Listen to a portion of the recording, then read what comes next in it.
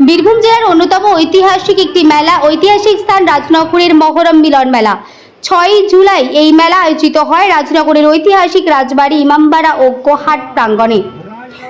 মহরম উপলক্ষে আয়োজিত এই মেলায় রাজনগর ছাড়াও জেলা ও রাজ্যের বিভিন্ন প্রান্ত থেকে ও সংলগ্ন ঝাড়খণ্ড থেকে কয়েক হাজার মানুষ ভিড় করেন।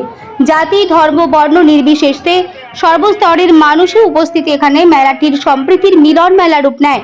মেলাটির পরিচালনায় ব্যবস্থাপনায় রাজনগর রাহি ইসলাম সমাজ কল্যাণ সোসাইটি।